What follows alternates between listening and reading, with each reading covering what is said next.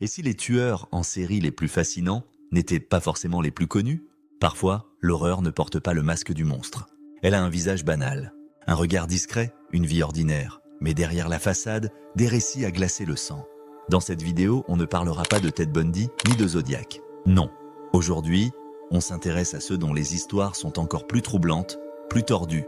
Des tueurs en série qui sortent des clichés. Des hommes, et parfois des femmes, qu'on croise sans se méfier. Et qui pourtant ont semé la terreur dans l'ombre. Prépare-toi. Voici 10 tueurs en série dont tu n'oublieras jamais les histoires.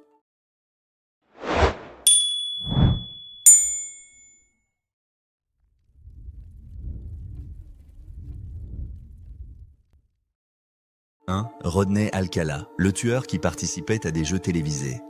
Dans les années 70, un jeune homme à la chevelure parfaite et au sourire éclatant apparaît dans l'émission The Dating Game, un jeu de rencontres populaire aux États-Unis. Il plaisante, séduit et gagne l'émission. Son nom, Rodney Alcala. Mais ce que personne ne sait à ce moment-là, c'est qu'il est déjà un tueur. Derrière son apparence charmante se cache un photographe amateur obsédé par la souffrance.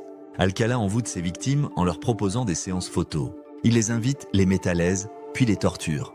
Il joue littéralement avec leur vie, prolongeant leur agonie pour satisfaire ses pulsions. On retrouvera chez lui plus de 1000 photos de femmes et d'adolescentes non identifiées. Le plus effrayant, certaines images n'ont jamais permis de retrouver les corps. Il a été condamné pour 8 meurtres, mais les enquêteurs pensent qu'il pourrait y en avoir plus de 100. Et pendant tout ce temps, il continuait de se montrer en public souriant, charmant, cultivé. Il avait étudié à l'UCLA, travaillé dans des journaux, une vie en apparence normale. Un visage de télévision pour un monstre invisible. 2. Ahmad Suraji, l'éleveur de bétail et les 42 femmes enterrées debout. Nous sommes en Indonésie, dans les années 90. Ahmad Suraji est un éleveur respecté, mais il se dit aussi chaman. Des femmes viennent le consulter pour des problèmes amoureux. Il leur promet la fidélité éternelle de leur partenaire, en échange un rituel. Mais ce que ces femmes ne savent pas, c'est que ce rituel implique leur mort. Ahmad les enterre, vivantes, jusqu'à la taille, puis les étrangle. Le tout avec une précision froide, clinique. Il croit que le pouvoir spirituel de ses victimes sera absorbé par la terre et renforcera le sien. Une forme de sorcellerie sacrificielle, il déclare avoir reçu cet ordre sacré dans un rêve de son père défunt. Et pour lui, c'était une vérité absolue, une mission. Il notait ses meurtres, gardait certains objets comme des talismans. Même ses 3 épouses étaient au courant.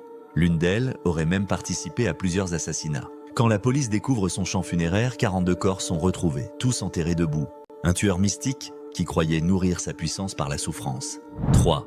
Tsutomu Miyazaki, le tueur otaku au double visage. Au Japon, dans les années 80, Tsutomu Miyazaki apparaît comme un jeune homme timide, solitaire, féru de mangas et de films d'horreur. Mais derrière ce masque social discret se cache l'un des tueurs en série les plus dérangeants de l'histoire contemporaine du pays. Il enlève, torture et tue 4 fillettes âgées de 4 à 7 ans. Il filme certaines scènes, garde des morceaux de corps et envoie même des lettres détaillées aux familles, signées de sa main. L'horreur ne s'arrête pas là. Il boit le sang, garde les ossements et mène une double vie. À la maison, il vit replié dans sa chambre, immergé dans des VHS violentes et des magazines de mutilation. Miyazaki souffrait aussi d'une malformation rare des mains, ce qui l'a isolé dès l'enfance. Moqué, rejeté, il s'est enfoncé dans un monde imaginaire où l'horreur devenait une échappatoire. Lorsqu'il est arrêté, sa chambre est un véritable musée de l'horreur. Il dit qu'une entité l'obligeait à tuer. Son procès sera l'un des plus controversés du Japon moderne, car la frontière entre maladie mentale et responsabilité pénale semblait floue. Mais la vérité, elle, était glaciale. 4. Charles Edmund Cullen, l'infirmier de la mort. Il n'a ni visage cruel ni regard sadique. Charles Cullen est infirmier, attentionné, fiable. Et pourtant, il a tué près de 40 patients, peut-être plus de 400. Pendant 16 ans, dans divers hôpitaux du New Jersey et de Pennsylvanie, Cullen injecte secrètement de l'insuline ou du digoxine à ses patients. Pas par pitié, pas par rage, mais par habitude. Comme si la mort était devenue une routine, un automatisme. Il passait d'un hôpital à l'autre dès que les soupçons commençaient à poindre. Aucun système d'alerte n'existait alors entre les hôpitaux. Résultat, il pouvait recommencer. Encore. Et encore. Il enchaîne les hôpitaux, les erreurs sont signalées, mais personne ne relie les points, jusqu'à ce qu'une collègue remarque ses allées et venues nocturnes. Il affirmera que c'était pour soulager leur souffrance, mais nombre de ses victimes allaient mieux, certaines étaient sur le point de sortir. Charles Cullen incarne le mal tranquille, Celui qui tue dans le silence d'une chambre d'hôpital, celui qu'on ne soupçonne jamais. 5. Joachim Kroll, le mangeur de rures. Allemagne de l'Ouest, années 50 à 70. Joachim Kroll, un petit homme timide, discret, travaille dans une usine. Personne ne le remarque vraiment. Il vit seul, ne parle presque à personne. Et pourtant, pendant plus de 20 ans, il tue. Il commence par des femmes adultes, puis s'attaque à des enfants. Il les suit, les étrangle, puis les mutile. Ce qui fait frissonner les enquêteurs, ce n'est pas seulement la violence de ses crimes, c'est ce qu'il fait après. Joachim Kroll est cannibale. Il découpe ses victimes, conserve des morceaux dans son congélateur et les cuisine. Haricots, pommes de terre, viande humaine. Il dira plus tard que la viande humaine était chère mais tendre et que c'était une façon d'économiser sur la viande du marché. Pendant des années, les meurtres sont attribués à d'autres. Il change de ville, de cible. Il laisse peu de traces. Ce n'est qu'en 1976, lorsqu'un voisin signale un bouchon dans les canalisations, que l'horreur est découverte. Les plombiers trouvent des restes humains coincés dans les tuyaux. La police remonte jusqu'à lui, et lors de son arrestation, Kroll est calme. Il avoue tout, avec naïveté. Il pensait simplement qu'il serait soigné dans un hôpital et qu'il pourrait rentrer chez lui, comme si ces meurtres n'étaient qu'un petit problème d'hygiène. Il sera condamné à la prison à vie, et son nom, longtemps oublié, est celui d'un monstre tranquille, qui tuait pour manger. 6. Pedro Alonso Lopez, le monstre des Andes. Pedro Alonso Lopez est soupçonné d'avoir tué plus de 300 jeunes filles dans les années 70 et 80, à travers la Colombie, l'Équateur et le Pérou. Il cible les rues pauvres, les marchés, les endroits oubliés. Il attire les enfants, puis les emmène dans des lieux reculés. Ce qui glace, c'est la régularité de ses crimes. Il tue méthodiquement, presque sans relâche, comme si c'était devenu une fonction vitale. Arrêté en 1980, il avoue plus de 300 meurtres. La police retrouve plusieurs dizaines de corps, là où il l'avait dit. Mais ce qui choque le plus, c'est ce qu'il advient ensuite. Il n'est condamné qu'à 14 ans. Libéré en 1998, il disparaît dans la nature. Aujourd'hui encore, on ne sait pas où il est. Peut-être mort, ou peut-être toujours en vie. Et cette incertitude, elle est pire que la sentence. 7. Hélène Gégado, la cuisinière empoisonneuse de Bretagne. Revenons en France au 19e siècle. Hélène Gégado est une domestique bretonne au visage doux et à la fois religieuse solide. Elle travaille comme cuisinière dans différentes maisons. Mais partout où elle passe, la mort suit. Elle empoisonne ses employeurs, leurs enfants et leurs invités. À l'arsenic avec patience. On parle d'au moins 36 morts, mais peut-être le double. Son procès en 1851 fascine le pays tout entier. C'est une des premières fois que la presse parle d'une femme tueuse en série. Elle est guillotinée à Rennes et son nom hante encore les récits de sorcellerie bretonne. 8. Todd Kollep, le tueur agent immobilier. Aux yeux de ses clients, Todd est un agent immobilier efficace, poli, un peu froid, mais compétent. Il gère des terrains, vend des maisons et tue dans ses heures perdues.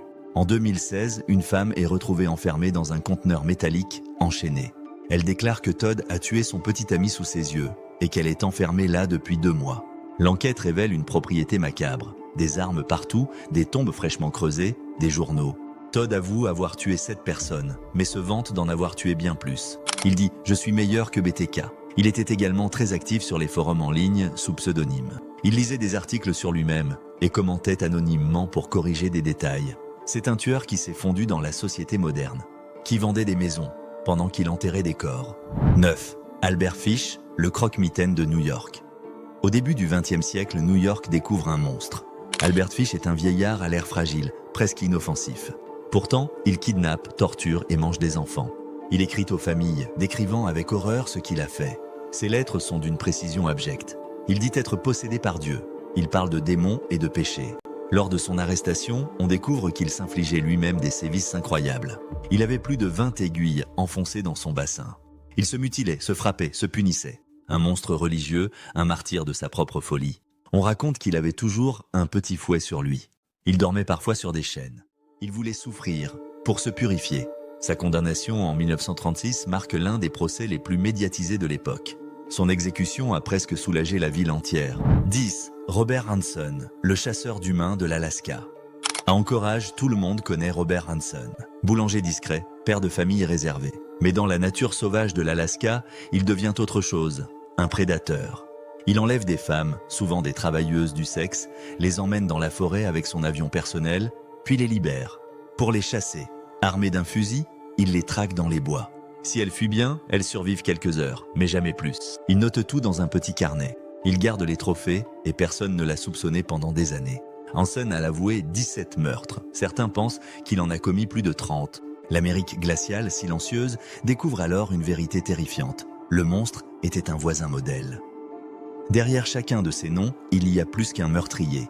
Il y a une époque, une faille, un silence collectif.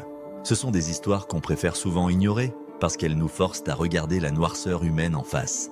Alors, laquelle de ces histoires t'a le plus marqué ? Dis-le-moi en commentaire. Et si tu veux d'autres récits qui brouillent la frontière entre l'horreur, le réel et l'inimaginable, abonne-toi, active la cloche et prépare-toi. Parce que sur Phénomène, on ne raconte pas des histoires comme les autres.